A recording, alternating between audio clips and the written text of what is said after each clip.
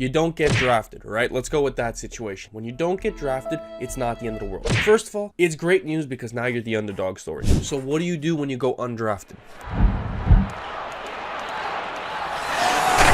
Welcome back to 𝗟𝗂𝗏. Today we're going to talk about the draft situation, what happens when you don't get drafted, and kind of how to react with it. Now let's start with getting drafted. First of all, getting drafted is not that simple. Just because you played AAA hockey or that you did really well the year before doesn't mean you're going to get drafted in your draft year. You might get drafted in your second draft year, or you might go undrafted. And in all three situations, that's perfectly fine. There is no reason to worry or panic or quit hockey or escalate that situation. Don't panic.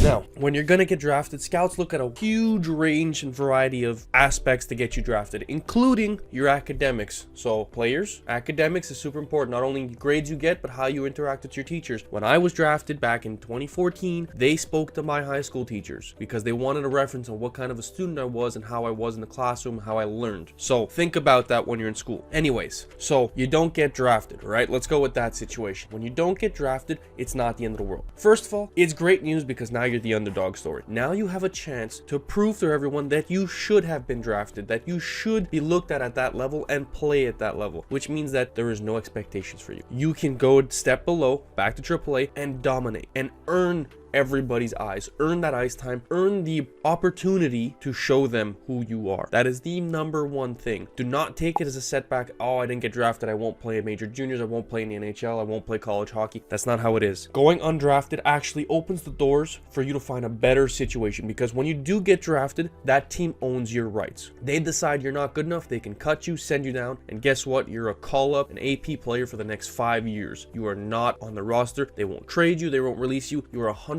in their hands. You can ask for a trade, but they can tell you, no thank you, we like keeping you as a call-up. So going undrafted opens the doors to all the teams in this league. So you go down to AAA, you're undrafted, you do super well. Now you have 8 teams approaching you saying, hey, we'd love for you to come play for us. You can then sit with an advisor and analyze each team. Oh, these guys are losing 5 forwards, they're losing 2 defensemen, they don't need a goalie for the next 3 years. Oh, their goalies are terrible every season, maybe I can get a chance. You can look at this in depth and have an advisor look at this in depth and find the best situation for you. So going undrafted actually might be a better situation than getting drafted. Now, whether you're drafted or undrafted, the biggest thing is that you're probably going to get sent down the year after. If you're in the WHL, it's a Bantam draft. You're not playing the WHL and Bantam. If you're in the OHL or junior majors or QMJHL, it's a midget draft. You may not want to play at 16. Look at the situation. Look at what the team does with 16-year-old recruits. Look at what they're promoting. Look at the ice time. Don't just jump and think, oh, I got drafted, I should go play right away. Because it might not be a great situation. Is it better for you to be playing 3 minutes a game every 3 games, or 20 minutes a game every game, power play, PK, getting those reps in? You look at it strategically. You need to understand that getting drafted, yes, is a great feeling. It's an incredible moment, something you'll remember the rest of your life. But that's the easy part. Or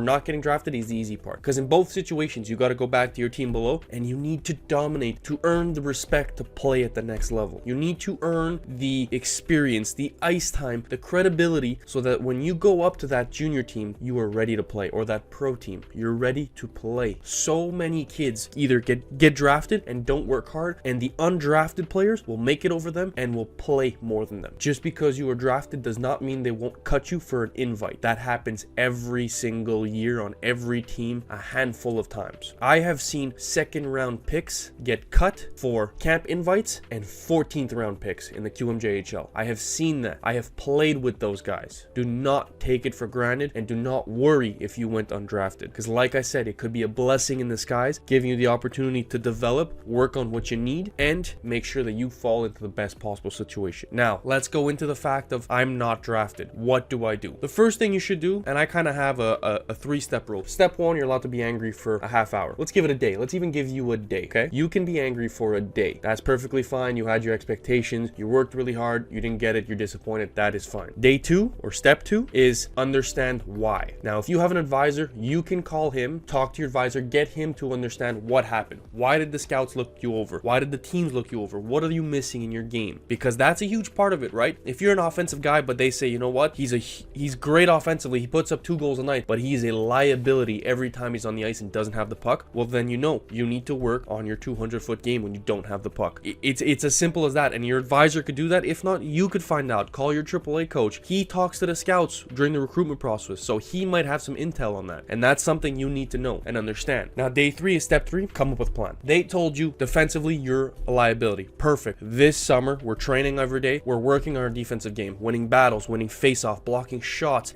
zone entries, zone exits, picking up the loose man, defensive zone awareness. Improve on it, because that's the only way you're going to get to that level you want to get to. Same thing for a goalie. They told you there had no rebound control, your chest protector's a trampoline. Not a problem. All summer, buy a tennis ball machine and let that thing fire at you all day, every day. This is the only way you're going to get yourself to that next level. Being upset for more than a day is not worth it. Not putting in the work in the necessary fields does not help your situation. Understand that hockey is a very difficult game to succeed in, and those that do is because they know that they need to be good in more than just one area. Just because you can score a goal does not mean that you deserve to play at that level, does not mean that you should play at that level, because players at that level, everybody can score a goal. However, there are certain players that understand that they used to be goal scorers and now they're shot blockers, they're power play guys, they're PK guys, they're grinders. Your role changes as you grow up and as you go up in rankings in hockey. So to close this off, drafted or undrafted doesn't change anything. If you're undrafted, you have a chance to be the underdog, go down, develop, put in that work so that you can become drafted, so that you can fall into a situation that makes you happy and develop. If you are drafted, get to work, because it won't be easy. Just because you're drafted doesn't mean you're on the team. You gotta get to work. You gotta put in that work all summer, on and off the ice, strength, mental, on ice, all of it, because you're in for one hell of a battle and one hell of a ride. At the end of the day, there's multiple different options and multiple different career paths to be able to play hockey as long as you possibly can and want. Sometimes you need a little guidance, and that's what advisors are here for. Thank you guys for watching. Don't forget to like and subscribe this video. Stay tuned for what's coming next.